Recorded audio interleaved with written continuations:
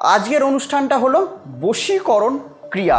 আপনাদের রিলেশনশিপে সমস্যা, তো এই রিলেশনশিপে আজকালকার দিনে প্রবলেম যেন বেড়েই চলেছে। বশীকরণ এই ওয়ার্ডটার মধ্যে যেন একটা মিস্টেরিয়াস ওয়ার্ড, তিব্বতীয় তন্ত্রের বশীকরণ। আপনার দেহে যতদিন প্রাণ থাকবে ততদিন সেই ব্যক্তি পুরোপুরি আপনার পুরো বশীভূত হয়েই থাকবে। তিব্বতী তন্ত্রে বশীকরণ, এটা হচ্ছে ফার্স্ট টাইম আমি ইউটিউবে আপনাদের কাছে শেয়ার করছি।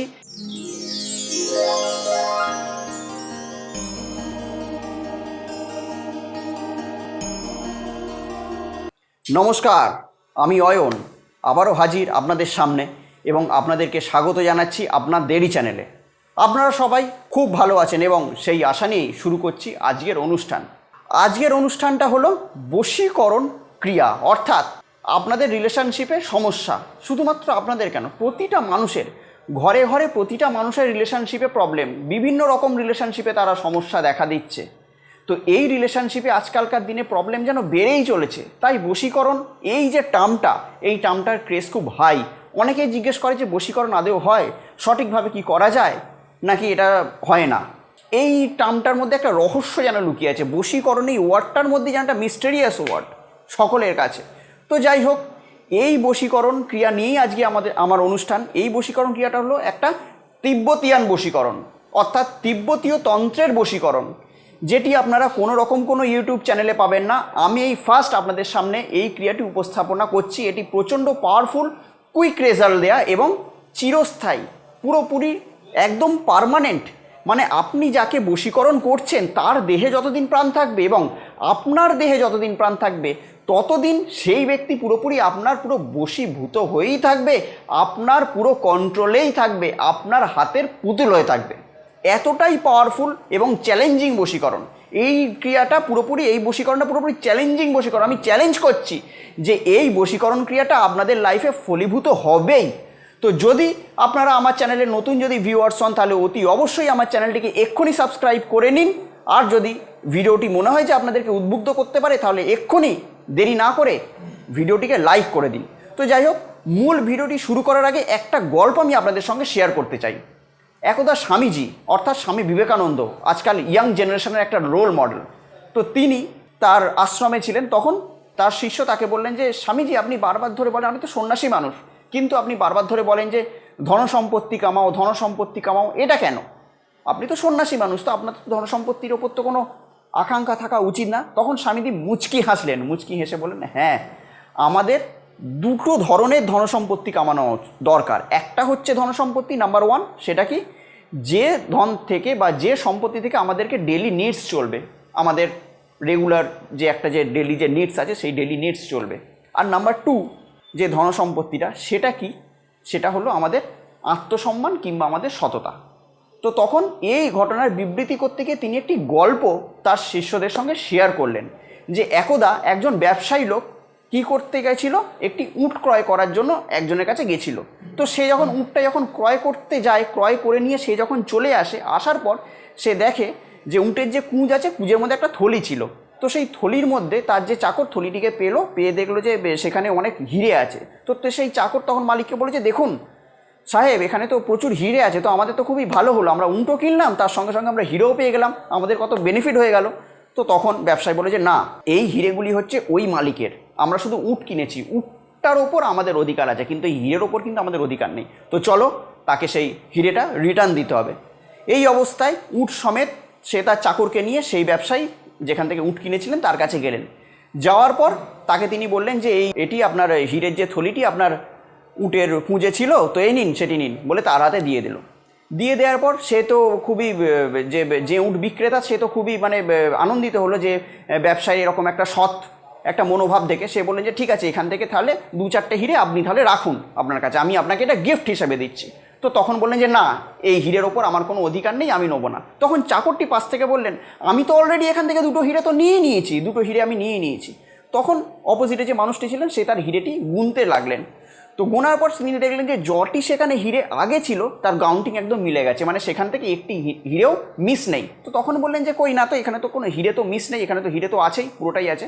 তখন সেই ব্যবসায়ী মুচকি হেসে বললেন, অবশ্যই এখান থেকে আমি 2টো হিরে রেখেছি, সেটা হলো 1 আত্মসম্মান আর 2 সততা। তো এখান থেকে কি শেখা যায়? আত্মসম্মান এবং সততা হলো এমন দুই হিরে যে দুটি হিরে আপনার কাছ থেকে কেউ কোনোদিনও নিতে পারবে না। আমাদের বেঁচে থাকতে গেলে সততা এবং আত্মসম্মান এই দুটোকে কেন্দ্র করেই বেঁচে থাকতে হবে।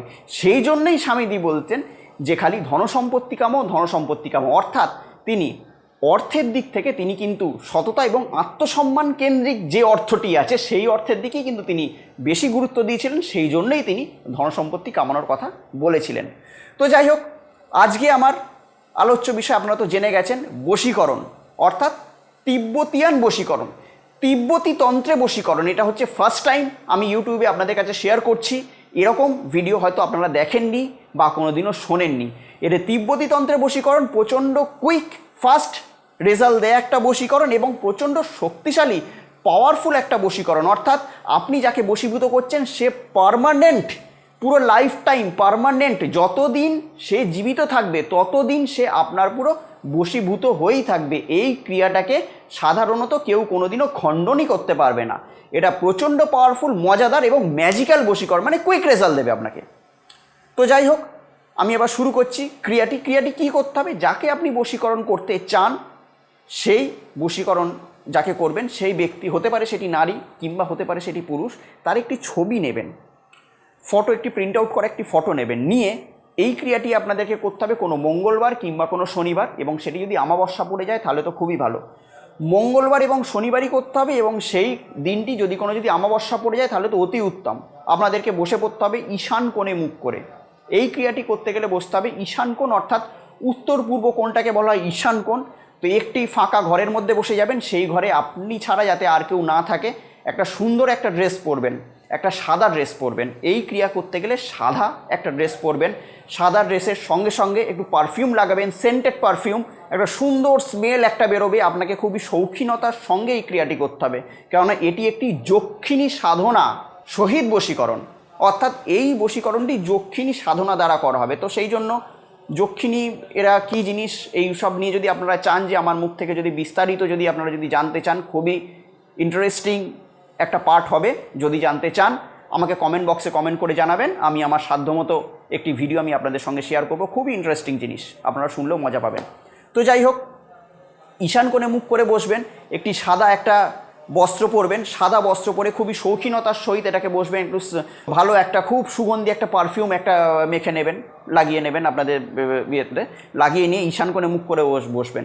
বসার পর ঈশান কোণে মুখ করে বসলেন, বসার পর যাকে আপনি বশীভূত করতে চান তার ফটোটা সামনে রাখবেন। ফটোটা সামনে রাখলেন, রাখার পর 28টি গোলাপ সেই দিনই নিয়ে আসবেন। 28টি গোলাপ আনবেন এবং একটু চিনি, একটুখানি মধু। ফটোটা রাখলেন, তার পাশে 28টি গোলাপ আস্তে আস্তে করে রেখে দেবেন। তারপরে একটুখানি সামান্য চিনি দেবেন, আর তারপরে একটুখানি মধু, যদি রিয়েল মধু হয় তাহলে ভালো, আর যদি না হয় যে বাজারে যে ডাবার হানি পাওয়া যায় তাতেও হবে। হালকা করে একটুখানি মধু দিয়ে রেখে আপনারা বসে যাবেন। বসে গিয়ে আমার স্ক্রিনে যা মন্ত্রটি যাচ্ছে সেই মন্ত্রটি আমি আমার ক্যামেরাম্যানকে রিকোয়েস্ট করব আমার স্ক্রিনে আনার জন্য, ভালো করে সেটি দেখার জন্য, কেননা এই মন্ত্রটি প্রচণ্ড প্রভাবশালী এবং প্রচণ্ড পাওয়ারফুল মন্ত্র। মন্ত্রটি যাচ্ছে, আমি বলছি, ওং হ্রিং তারে তুরে মৈথন প্রিয়া মহাযক্ষিণী হন হন বদ বদ তপ তপ স্বাহা। এই মন্ত্রটি প্রচণ্ড পাওয়ারফুল এবং প্রচণ্ড ক্রিয়াশীল একটি মন্ত্র, প্রচণ্ড পাওয়ারফুল একটি মন্ত্র। এটি একটি তিব্বতিয়ান মন্ত্র, সেই তিব্বতিয়ান তন্ত্রেই আমি আপনাদেরকে এই মন্ত্রটা দিলাম। এই মন্ত্রটাকে যদি পারেন আপনারা স্ক্রিনশট তুলে রাখবেন, কিংবা যদি পারেন সেটিকে ভালো করে লিখেও রাখতে পারেন। তো এই মন্ত্রটিকে আপনাদেরকে জপ করতে হবে 108 বার, 108, অর্থাৎ 108 বার জপ করবেন। বসে গিয়ে এই মন্ত্রটিকে 108 বার জপ করবেন, এবং জপ করতে করতে যে আপনার যে মনের যে মানুষ যার ছবিটা রেখেছেন তাকে স্মরণ করবেন যে সে আপনার লাইফে কামব্যাক করছে। এটিকেও কিন্তু স্মরণ করতে হবে। 108 বার জপ করা শেষ হয়ে গেল। 108 বার জপ করার পর সেই যে জিনিসটি থাকবে, তার ফটো, গোলাপ ফুল, মধু, চিনি, পুরোটাকে একটা পোটলার মধ্যে বাঁধবেন, লাল শালুতে বেঁধে নিয়ে গিয়ে এটিকে যদি পারেন কোনো প্রবাহমান জলে গিয়ে ভাসিয়ে দেবেন। এটা যদি গঙ্গা হয় তাহলে খুবই উত্তম। প্রবাহমান জলে গিয়ে ভাসিয়ে দেবেন। ভাসিয়ে দেওয়ার 3 দিন পর, অর্থাৎ 72 আওয়ার্স, 3 দিন মানে 72 ঘন্টা পর থেকেই দেখতে পারবেন ম্যাজিক। 72 ঘন্টা পর থেকেই আপনারা বুঝতে পারবেন যে এই ক্রিয়ার প্রভাব কতটা। এখন হয়তো বুঝতে পারছেন না, ক্রিয়াটি একবার করেই দেখুন। করার তার 72 ঘন্টার পর থেকেই তার রসদ আপনারা পেয়ে যাবেন, তার মজা আপনারা পেয়ে যাবেন। যাকে আপনারা বশীকরণ করতে চেয়েছিলেন, আপনাদের হয়তো রিলেশনশিপে ছেদ ঘটে গেছিলো, আপনাদের লাইফ থেকে হয়তো আপনার লাইফ থেকে হয়তো সেই ব্যক্তি হারিয়ে গেছিল, সেই ব্যক্তি আপনার সঙ্গে যোগাযোগ করবে। যদি আপনাকে ব্লক করে থাকে, সে আনব্লক করে আপনার সঙ্গে কথা বলার চেষ্টা করবে, পুরোপুরি নিজে এসে আপনার কাছে নিজেকে পুরো সমর্পণ করে দেবে। শুধুমাত্র 72টা ঘন্টা, মানে 3 দিনের মধ্যেই। এই 72টা ঘন্টা 73 ঘন্টায় যাবে না, এতটাই প্রভাবশালী এবং ফাস্ট রেজাল্ট দেয়। আমি বললাম না, খুবই কুইক রেজাল্ট পাবেন এর জন্য। এবং এই যে বশীভূত সে হয়ে যাবে আপনার 72 ঘন্টার মধ্যে, এটা পুরো চির পার্মানেন্ট। অর্থাৎ যতদিন আপনারা জীবিত থাকবেন, যতদিন আপনারা এই ধরাধামে থাকবেন, ততদিন আপনাদের মধ্যে বশীকরণ ক্রিয়ার প্রভাব থাকবে। অর্থাৎ ততদিন আপনার সেই মনের মানুষ আপনাকে ছেড়ে যাওয়ার কথা কোনো দিনও ভাববে না। আপনার কাছেই সে পুরো আপনার কন্ট্রোলে থাকবে, আপনার হাতের মধ্যেই থাকবে, পুরোপুরি তার বল পুরো আপনার কোটেই থাকবে। শুধুমাত্র 72 ঘন্টার মধ্যে হয়ে যাবে। এবং এই ক্রিয়াটা লাইফ টাইমের জন্য, যতদিন আপনাদের দেহে প্রাণ থাকবে ততদিন এই ক্রিয়াটির প্রভাব আপনারা এনজয় করতে পারবেন। আপনারা এই ক্রিয়াটির প্রভাব এনজয় করতে পারবেন, এরকমভাবে আমি বললাম। তো যাই হোক, অসম্ভব পাওয়ারফুল তিব্বতিয়ান তন্ত্রে একটি বশীকরণ আমি আপনাদের সঙ্গে শেয়ার করলাম। আমি প্রচুর মানুষকে দিয়েছি, তারা তাদের জীবনে ফল পেয়েছে। কেননা আমি বারবার ধরে বলি, আমি যে টোটকাগুলো আপনাদের সামনে উপস্থিত করি, সেই টোটকাগুলি হচ্ছে রিসার্চ করা টোটকা। বহু পৌরাণিক গ্রন্থ থেকে আমি রিসার্চ করে সেই টোটকা আমি মানুষকে দিই। সেই টোটকার ফল তারা পেয়েছে প্র্যাকটিক্যালি, এবং সেই টোটকাই আমি আপনাদের সামনে উপস্থিত করি। অসম্ভব পাওয়ারফুল শক্তিশালী টোটকা, আপনারা করে দেখবেন, অতি অবশ্যই ফল পাবেনই পাবেন, পেতেই হবে। আপনাকে যেতে হবে না ফলের সামনে, ফল আপনার সামনে আসবে। এতটা জোর গলায় আমি কথা বললাম। তো যাই হোক, যদি মনে হয় যে ভিডিওটি আপনাদেরকে উদ্বুদ্ধ করতে পেরেছে, তাহলে অতি অবশ্যই ভিডিওটিকে মনে হয় তো লাইক এতক্ষণ করে দিয়েছেন। চ্যানেলটিকে যদি সাবস্ক্রাইব না করে থাকেন, এক্ষুনি সাবস্ক্রাইব করে নিন। কেননা আপনাদেরকে তো জুড়ে থাকতে হবে আমার চ্যানেলের সঙ্গে, আর জুড়ে থাকতে গেলে তো সাবস্ক্রাইব তো অতি অবশ্যই করতে হবে, নাহলে জুড়বেন কী করে। তো যাই হোক, আবার অন্য কোনো দিন হাজির হব এরকম কোনো মজাদার কোনো টোটকা, কিংবা কোনো জ্যোতিষভিত্তিক আলোচনা, কিংবা এরকম কোনো ভ্যালুয়েবল টোটকা নিয়ে, যেটি আপনাদের লাইফে প্রচণ্ড দরকার। তো আপনারা জানাবেন যে আপনাদের লাইফে কী কী সমস্যা চলছে, সেই সমস্যা কেন্দ্রিক টোটকা নিয়ে আমি তো উপস্থিত হব আপনাদের কাছে। কারণ আমি তো বারবার ধরে একটা কথা বলি, আমার যারা সাবস্ক্রাইবার, আমার যারা ভিউয়ার্স, তাদেরকে আমি কখনো খারাপ থাকতে দেবো না। আমি খারাপ থাকতে দেবো না, আমি দেবো না খারাপ থাকতে, এই কথা আমি আপনাদেরকে দিচ্ছি। তো যাই হোক, আবার অন্য কোনো দিন আপনাদের সঙ্গে দেখা হবে এরকম কোনো ভ্যালুয়েবল টোটকা নিয়ে। ততক্ষণের জন্য অতি অবশ্যই ভালো থাকবেন, সুস্থ থাকবেন, এবং তার সঙ্গে সঙ্গে আশেপাশের মানুষকেও অতি অবশ্যই কিন্তু ভালো রাখবেন। নমস্কার।